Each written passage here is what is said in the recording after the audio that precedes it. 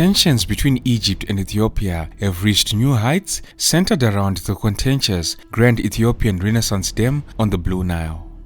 Now, this situation has grown even more complex. Egypt has turned to diplomatic maneuvers, recently signing a strategic agreement with Somalia, further deepening the complex power dynamics in the Horn of Africa. In this volatile environment, where water security meets national pride, the stakes couldn't be higher. Will Ethiopia and Egypt navigate a peaceful solution, or are they destined for a proxy confrontation that could destabilize the Horn of Africa? Water is a vital resource in Africa, and none more so than the Nile River, the world's longest river, which spans over 6,600 kilometers. Today, the river continues to be a vital freshwater resource for millions of Northeast Africans who rely on it for irrigation, drinking water, fishing, and hydroelectric power. The entire Nile River basin, made up of interconnected streams, lakes, and rivers, threads its way through 11 African countries: Burundi, the DRC, Egypt, Eritrea, Ethiopia, Kenya, Rwanda, South Sudan, Tanzania, and Uganda. Located downriver, Egypt and Sudan say they have historic rights to the river. The Nile provides almost 90% of Egypt's water supply, making it a critical resource for agriculture, drinking water, and industry. In 1929, Egypt and Sudan signed an agreement on the usage of the Nile's water. This agreement benefited Egypt, which was guaranteed its water flow of 48 billion cubic meters every year and granted a veto over construction works on the Nile River. Sudan was granted 4 billion cubic meters, which also allowed 32 billion cubic meters of flood waters to flow into the sea. 3 decades later, in 1959, the 1929 agreement was revised, under which Egypt and Sudan received additional waters. This 1959 treaty divided the entirety of the Nile River's waters between Egypt and Sudan, but excluded Ethiopia and other upstream nations from any other water allocation, despite these countries being the primary sources of the Nile's flow. More significantly, the agreement gave Egypt the authority to veto any future projects on the Nile. Upstream nations like Ethiopia, Kenya, Tanzania, and Uganda have since contested the treaty, asserting that, as non-signatories, they are not bound by its terms. As you can see from this, the dispute over how to divide the waters of the Nile River has been ongoing for many years. However, tensions, particularly between Egypt and Ethiopia, intensified sharply after Ethiopia began building the Grand Ethiopian Renaissance Dam on the Blue Nile in 2011. Ethiopia, which contributes over 85% of the Nile River's water through its highlands, has consistently maintained that it is entitled to harness its natural resources to combat widespread poverty and enhance the quality of life for its citizens. Despite being rich in water resources, the nation continues to face significant challenges related to underdevelopment and insufficient access to electricity. And so the Grand Ethiopian Renaissance Dam, the GERD, a $4.8 billion project built on the Blue Nile near the border of Ethiopia and Sudan, offers a solution to this problem. The Grand Ethiopian Renaissance Dam is located 30 kilometers south of the border with Sudan and is Africa's biggest hydroelectric dam. It is more than a mile long and 145 meters high. When it started building the dam, Ethiopia said the construction was a matter of national sovereignty. In response, Egypt said its treaties and agreements with Sudan gave it the power to vote down any construction on the Nile waterway. In 2015, Ethiopia, Egypt, and Sudan signed a Declaration of Principles agreement, with one of the terms being that Ethiopia would implement recommendations from an international panel of experts that will study the impact of the GERD.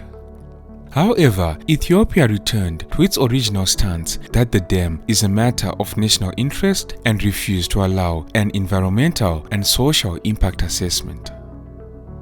Officials in Addis Ababa argue that the GERD will have no major impact on water flow into the Nile, instead arguing that the hydropower dam will provide benefits to countries in the region, including as a source of affordable electric power and as a major mechanism for the management of the Nile, including the mitigation of droughts and water salinity.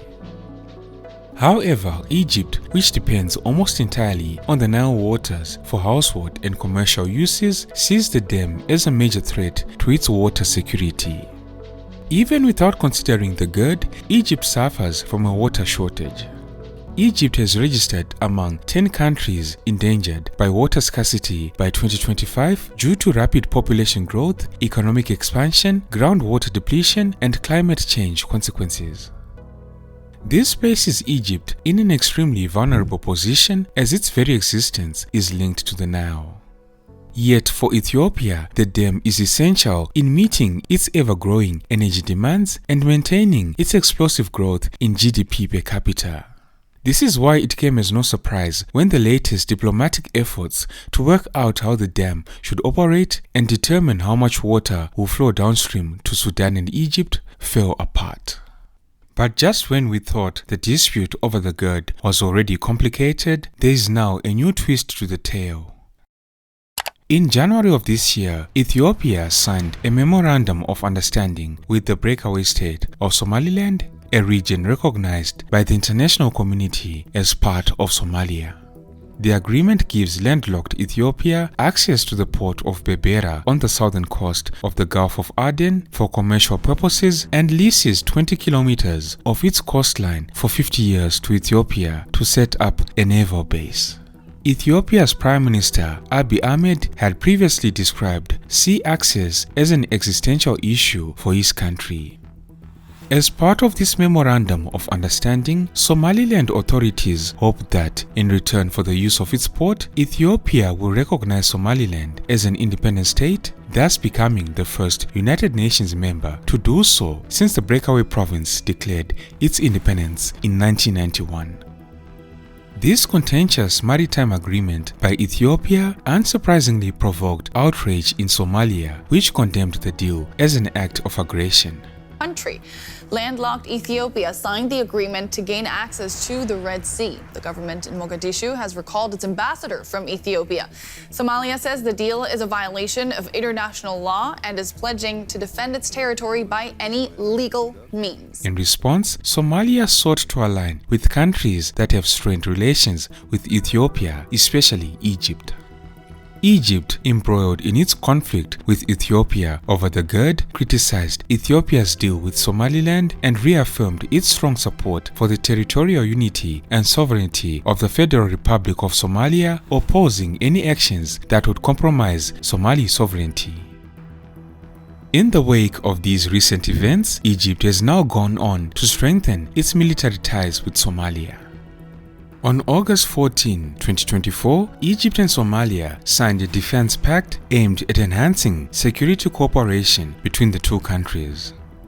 The agreement followed discussions between Egyptian President Abdel Fattah el-Sisi and Somali President Hassan Sheikh Mohammed, who described the pact as an historic agreement symbolizing a joint commitment to combat international terrorism that Somalia faces both domestically and abroad. Additionally, Egypt plans to send 10,000 troops to Somalia, with half of them joining the African Union peacekeeping mission and the other half deployed under a bilateral agreement with Mogadishu. An African Union force has been stationed in Somalia since 2007, assisting the government in its fight against the militant group Al-Shabaab, which has been leading a violent insurgency. These Egyptian troops are set to begin their deployment in January 2025, taking over from the African Transition Mission in Somalia, whose forces, comprising soldiers from Burundi, Djibouti, Ethiopia, Kenya, and Uganda, will complete their mandate by the end of 2024. Beyond sending troops, Egypt is supplying Somalia with weapons and ammunition and is planning joint military exercises. These drills involving ground, air, and naval forces are likely meant to project military strength and potentially send a warning to Ethiopia over its handling of the GERD. In this context, on August 27 of this year, Egypt dispatched 2 military aircraft to Mogadishu loaded with weapons and ammunition. Some experts have noted that Egypt's decision to sign this pact with Somalia and also plan to deploy troops to the country is unsurprising, with some even suggesting that Cairo aims to position its forces near Somalia's border with Ethiopia as a deterrent to pressure Addis Ababa into reconsidering its stance and avoiding actions that could threaten Egypt's interests. Some military analysts believe this military pact could give Egypt a strategic advantage in case tensions escalate, particularly if Ethiopia takes steps that could jeopardize Egypt's water security or disrupt the flow of the Nile.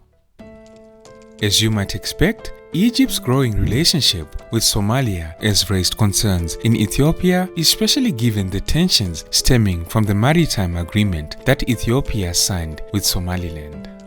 Ethiopia has vocally criticized Egypt's deal with Somalia, accusing certain parties of attempting to destabilize the Horn of Africa.